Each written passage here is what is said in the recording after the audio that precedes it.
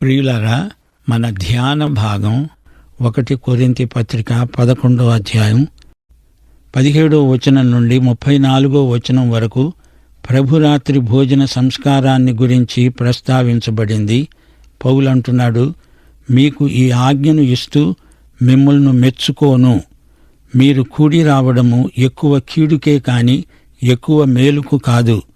మొదటి సంగతి ఏమనగా, మీరు సంఘమందు కూడి ఉన్నప్పుడు మీలో కక్షలు కలవని వింటున్నాను. కొంత మట్టుకు ఇది నిజమే అని నమ్ముతున్నాను. మీలో యోగ్యులైన వారెవరో కనపడేటట్లు మీలో భిన్నాభిప్రాయాలు ఉండక తప్పదు. మీరందరూ కూడి వస్తూ ఉండగా మీరు ప్రభురాత్రి భోజనం చేయడము సాధ్యం కాదు. ఏలయనగా మీరా భోజనం చేసేటప్పుడు ఒకనికంటే ఒకడు ముందుగా తన మట్టుకు తాను భోంచేస్తున్నాడు. ఇందువలన ఒకడు ఆకలిగొంటాడు, మరొకడు మత్తుడవుతాడు. ఇదేమిటి? అన్నపానములు పుచ్చుకోవడానికి మీకు ఇండ్లు లేవా? దేవుని సంఘమును తిరస్కరించి పేదలను సిగ్గుపరుస్తారా? మీతో నేనేమి చెప్పను? దీన్ని గూర్చి మిమ్ములను మెచ్చుకుంటానా? మెచ్చుకోను. ప్రియ శ్రోతలు, వింటున్నారా? కొరింథీ సంఘంలో ప్రభురాత్రి భోజన సంస్కారం దుర్వినియోగమైంది.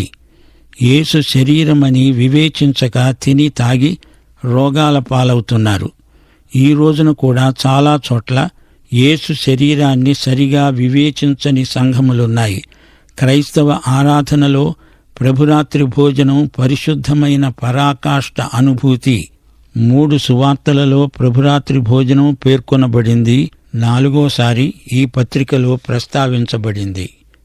యేసు పుట్టుక దినాన్ని జ్ఞాపకం చేసుకోవాలని ఎక్కడా చెప్పబడి ఉండలేదు గాని యేసు మరణ దినాన్ని జ్ఞాపకం చేసుకోవాలని బైబిలు చెబుతోంది.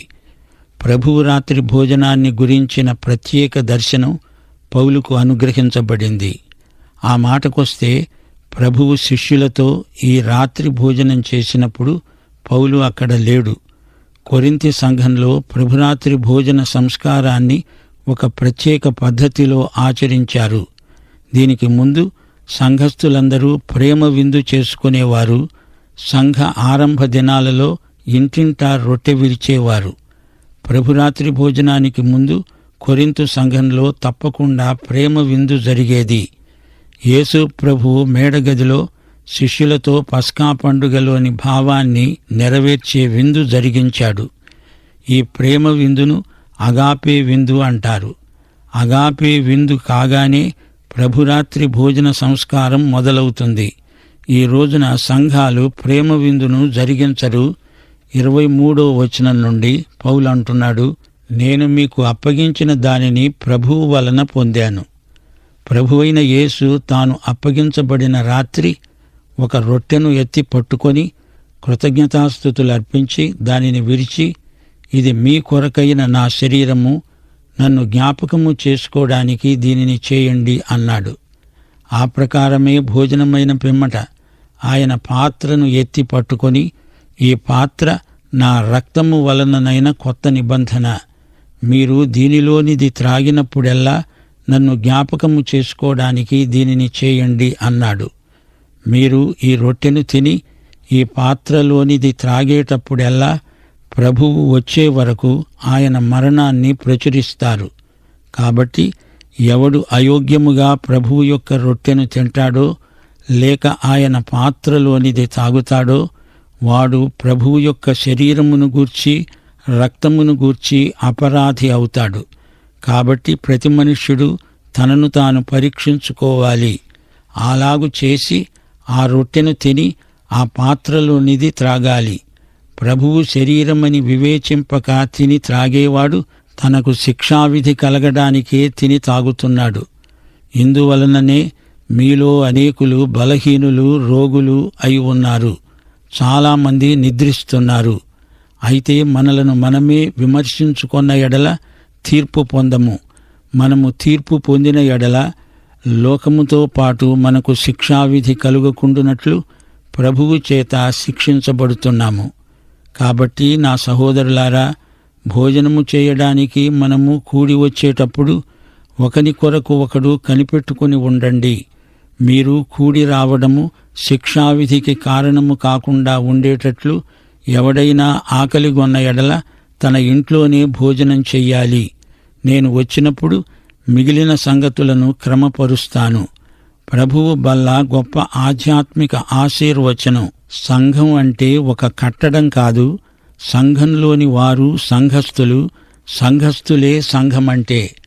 ప్రభు భోజన సంస్కారంలో పాలు పొందే వారిలో కక్షలు, విభేదాలు ఉండడానికి వీల్లేదు.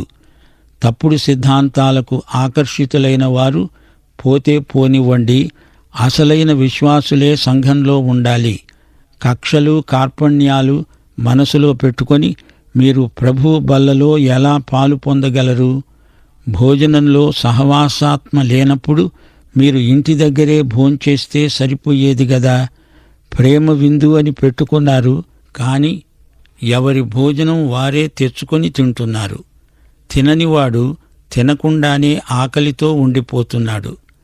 అలాంటి మీరు ప్రభువు బల్ల వద్ద చేరి ఆయన మరణాన్ని ఎలా స్ఫురణకు తెచ్చుకోగలుగుతారు? ఈ విషయంలో మిమ్మల్ని నేనెలా మెచ్చుకోగలను చెప్పండి? ప్రభువు బల్ల సంస్కారాన్ని గురించిన సత్యాలను ప్రభువు పౌలుకు ప్రత్యేకంగా బయలుపరిచాడు. ప్రభువు అప్పగించబడిన రాత్రి తన శిష్యులతో పస్కా భోజనానికి కూర్చున్నాడు. ఆయన రొట్టె తీసుకొని కృతజ్ఞతాస్తుతులు అర్పించి విరిచి శిష్యులకిచ్చి, తినండి, ఇది నా శరీరానికి సంకేతం, జ్ఞాపకార్థమైనది అన్నాడు.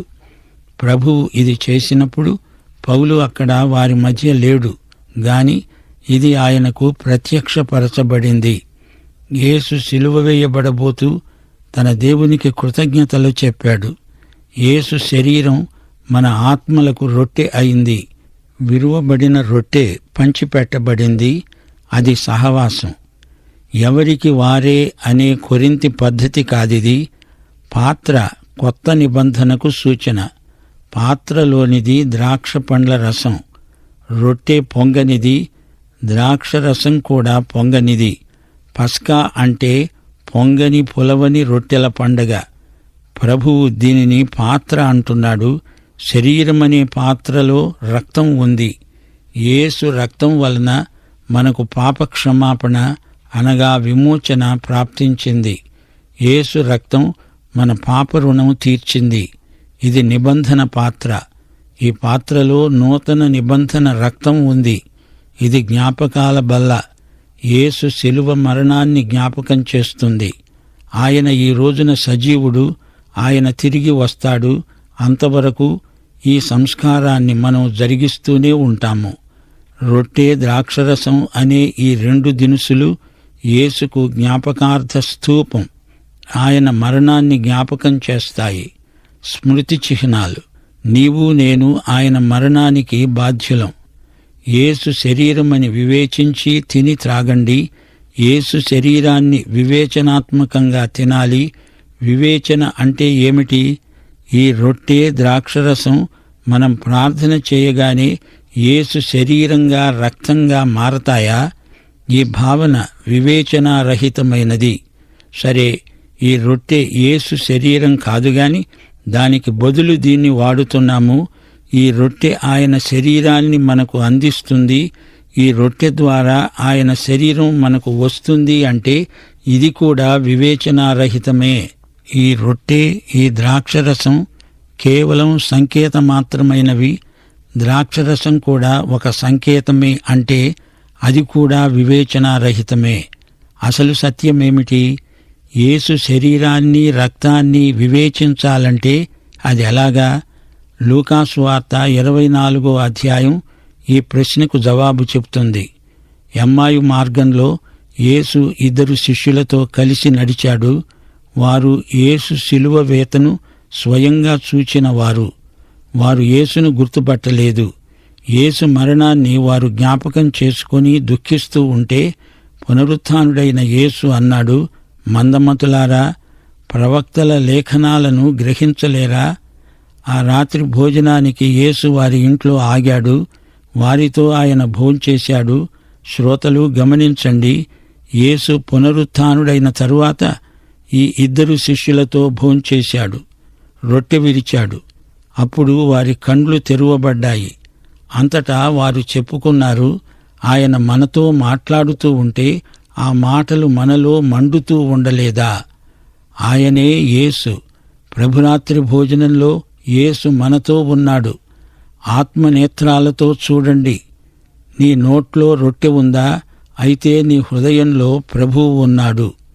యేసు ప్రభుభోజన సంస్కారంలో మనతో ఉన్న సజీవుడు, వాస్తవ వ్యక్తి. శ్రోతలు, బల్ల సహవాసం నిర్జీవ మత సంస్కారం కాదు, వాస్తవిక అనుభూతి. ప్రభువు బల్లను వివేచించక తిని త్రాగేవారు రోగులు, బలహీనులు, మృతులు అవుతారు అనే హెచ్చరికను గమనించండి. ఇప్పుడే విశ్వాసులు తమను తామే పరీక్షించుకోవాలి. కొరింథు సంఘంలోని లోపాలను పౌలు వారి దృష్టికి తెచ్చి సరిచేసుకోండి అని హెచ్చరిస్తున్నాడు. నీవు రక్షించబడ్డావా? క్రీస్తు శరీరంలో నీ స్థానమేదో నీవు గుర్తించావా? పాఠం ఇంతటితో సమాప్తం. యేసుక్రీస్తు వారి కృప, తండ్రి అయిన దేవుని ప్రేమ, పరిశుద్ధాత్మ ఆదరణ మనకందరికీ తోడై ఉండునుగాక. ఆమేన్.